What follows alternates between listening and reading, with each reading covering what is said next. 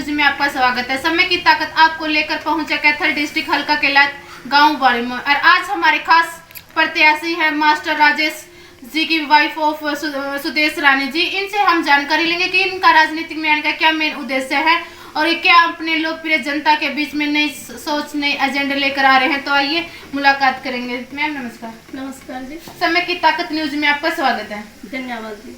तो मैम आपका राजनीति में आने का क्या मेन उद्देश्य है और आप अपने लोकप्रिय जनता के बीच में क्या सौगात लेकर आना चाहते हैं?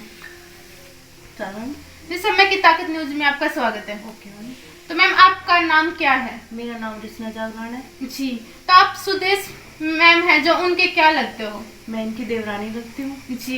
तो मैम एक आप ये बताइए कि आप अदर फील्ड को छोड़कर राजनीतिक को ही क्यों चुनना चाहते हो? क्योंकि राजनीति की एक ऐसा है जिसमें मैं सेवा कर सकती जी। हूँ और जो मेरे गांव में महिलाओं की दिक्कत है उनको मैं सॉल्व कर सकती हूँ इसके थ्रू। जी। इसीलिए मैं बड़ी दीदी को आगे कर रही हूँ ताकि ये सरपंच पद पे आए और इन समस्याओं को सुलझाने की कोशिश करें जी। और गाँव का विकास करें और गाँव को उन्नति के मार्ग पर लेके जाए। जी।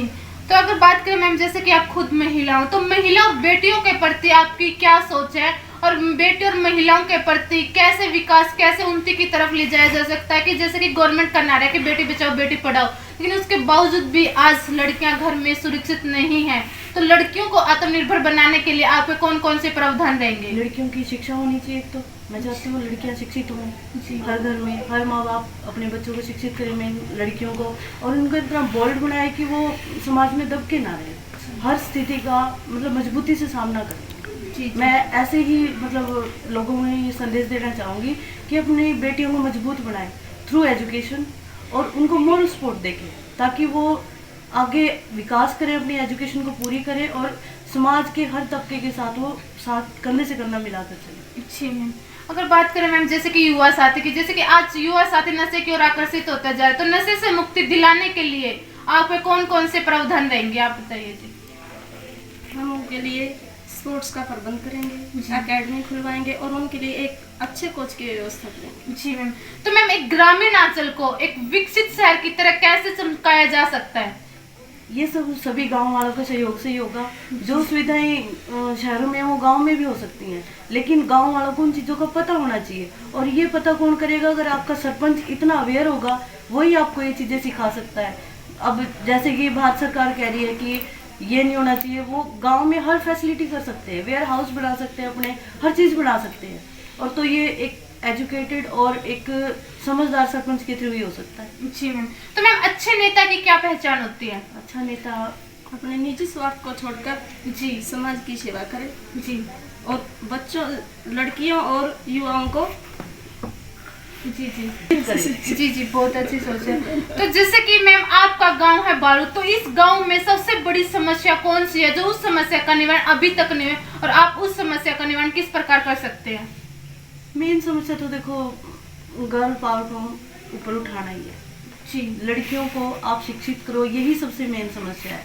और बाकी है गलियों को बनाना, पानी की निकासी, ये सब चीजें होनी चाहिए गांव में। जी। और इन्हीं से गांव का विकास होगा। जी मैम।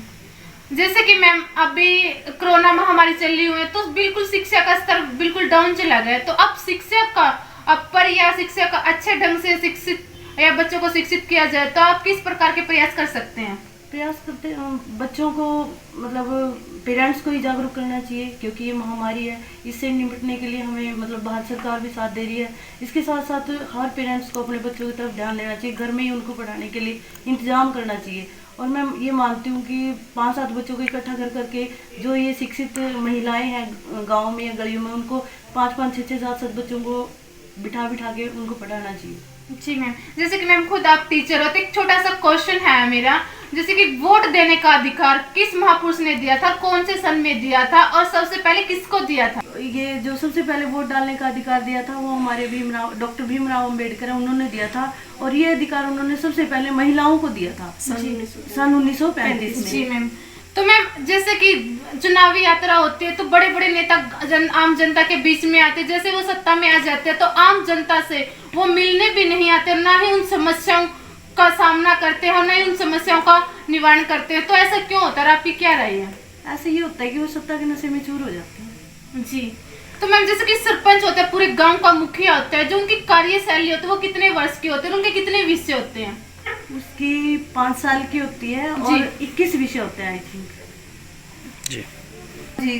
ग्राम पंचायत के 29 विषय होते हैं जिन पे ग्राम पंचायत मिलकर जी कार्य करती है। जी मैम। तो मैम जैसे कि आप हमारे चैनल के माध्यम से अपने ग्राम वासियों को किस प्रकार की अपील करना चाहते हैं? मैं अपने ग्राम वासियों से ये अपील करना चाहती हूँ कि मुझे 22 सरपंच के रूप में स्वीकार करें और मुझे पूरा सहयोग और आशीर्वाद दें, जिससे अब मैं अपना निजी स्वार्थ छोड़कर अपने गांव की सेवा कर सकूं। जी मैम, बहुत अच्छी धन्यवाद। जानकारी। देखिए, आज समय की ताकत न्यूज पहुंचा था कैथल डिस्ट्रिक्ट की ताकत न्यूज का किलाट गांव बारू में, और आज हमारे खास प्रत्याशी थे master Rajesh of wife Sudesh master Rajesh ji, और आज हमारे खास मेहमान भी थे, समाज सेवी थे जो रचना जागलान जी। तो मैम का कहना है कि हम एक लड़कियों को एक आत्मनिर्भर बनाने के लिए हमारी पूरी कोशिश रहेगी, एक ग्रामीण अंचल को एक विकसित शहर की तरह कैसे चमकाया जा सकता है। तो हमारी भी आशा रहेगी कि मैम का संदेश जन जन तक पहुंचाए। तो बने रहे समय की ताकत न्यूज में, फिर मुलाकात होगी एक नए शहर के साथ। मैम धन्यवाद। धन्यवाद।